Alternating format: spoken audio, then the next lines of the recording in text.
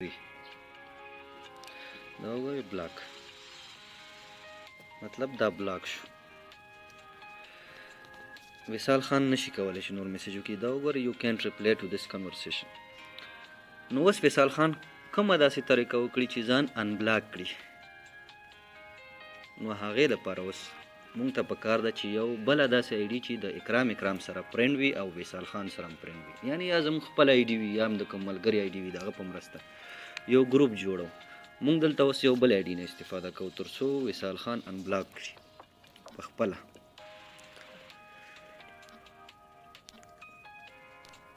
یا د دې لارې نه خپل ملګري نه د مرسته وغواړئ یا خپله کوم آی ډي جوړه کړئ او هغې سره یو وارې فرینډ کړئ. یعنې مونږ اوس بل آی ډي چې د اکرام سره فرینډ ده او بیرته واپس وصال خان سره هم فرینډ ده، له هغې نه استفاده کوو. مونږ دا یو ځل لاګ آوټ کړو ځکه چې دا خو بلاک شوی آی ډي ده، د دې نه خو نور میسیج نه کېږي اخواته. نو مونږ مجبور یو چې یو بل آی ډي په مرسته باندې ځان انبلاک کړو. اوس دلته زموږ یو بل آی ډي ده وصال آریا په نوم، زین آریا په نوم باندې.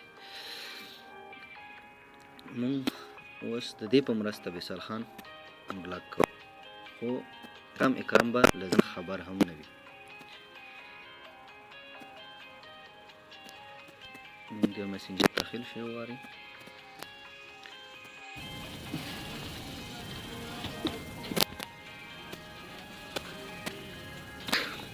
دوستانو زمونږ راتلونکي او تېرې شوي ویډیوګانې زمونږ راتلونکي ویډیوګانې به انشاءالله ډېرې ښکلې او په یو داسې ټریکسونه به وي چې تاسو ورته ډېر سخت ضرورت لرئ. او زمونږ تېره ویډیو چې وه هغه د هغه اپلیکیشن چې په پلی سټور کې نه میلاویږي، نو تاسو یې د بلې لارې پیدا کولی شئ. ډېره اسانه لاره ده، یو بل اپلیکیشن له لارې. هغه هم در سره وګورئ. که چینل مو نه وي سبسکرایب کړئ، سبسکرایب یې کړئ او د بیل آیکن ورسره ووهئ تر څو زموږ راتلونکي ټولې ویډیوګانې تاسو وګورئ. دلته لږ نیټ سلو دی.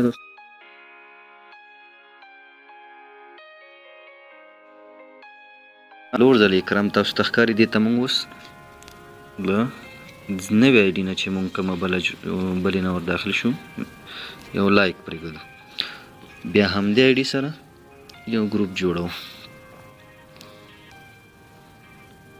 کرییټ ګروپ، دا کرییټ ګروپ دی.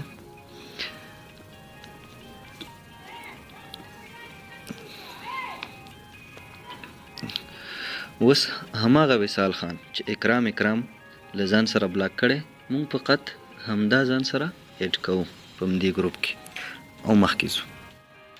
مونږ دغه ده ګروپ جوړ کړو. په ګروپ کې صرف وصال خان، زین آریا او اکرام دي. مونږ له همدې زین آریا نه په دې ګروپ کې یو سلام، یو میسج، مقصد خالی یو میسج پرېږدئ او واپس دا ګروپ لیو کړئ د کمې نوې آی ډي نه. دا وګوره هغې ته میسج راغی د یو ګروپ په شکل. مونږ همدا آی ډي د همدې آی ډي نه دا ګروپ واپس لیو کوو تر څو اکرام او وصال خان چې بلاک کړی دی یوازې پاتې شي په خپل ګروپ کې. دا لیو ګروپ. دا وګوره دا خو لیو شو. اوس یوازې وصال خان او اکرام په دې آی ډي کې په دې ګروپ کې پاتې شو.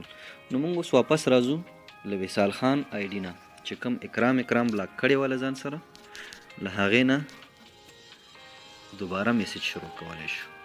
مطلب هغه چا چې بلاک کړی په همدې طریقه کولی شي چې خپل میسج دوباره له هماغې بلاک شوي آی ډي سره چې تاسو یې بلاک کړی وئ شروع کړئ او خپل پیغام ورته ورسوئ. دا وګورئ وصال خان او زین، دا وګورئ وصال خان دوی سره بلاک ده، خو بیا هم کولی شي چې میسج وکړي. هغه څنګه کوي اوس به زه تاسو ته وښیم.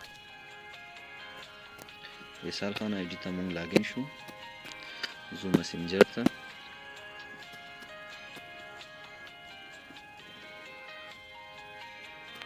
کنټینیو.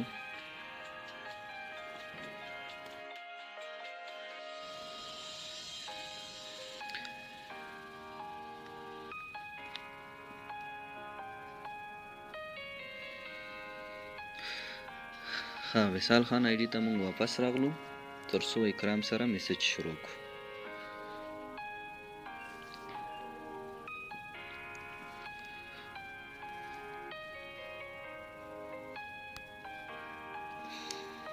دا وګورئ وصال خان له خپل آی ډي نه هغې بلاک کړی. نو ګورئ وصال خان څنګه کوي چې اوس د اکرام سره میسج شروع کړي. هغه ګروپ چې مونږ زین اریا جوړ کړی او واپس یې لیو کړی هماغه ګروپ نه مونږ میسج کوو د سره سلام. ګورئ چې اوس اکرام دا اکرام ته میسج راغی. اوس وګورئ وصال خان او اکرام یوازې په همدې ګروپ کې پاتې او کولی شي چې خپل میسج ورته سینډ کړي. څنګه یې همدارنګه هغې آی ډي نه هم کولی شي چې دې ته میسج راشي. نو همدا طریقه وروره څنګه چې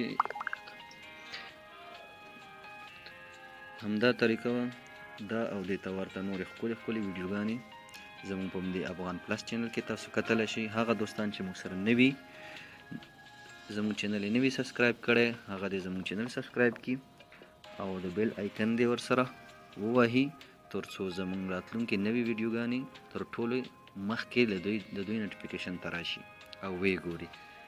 مننه چې موږ سره پاتې شوئ. په خدای مو سپارم.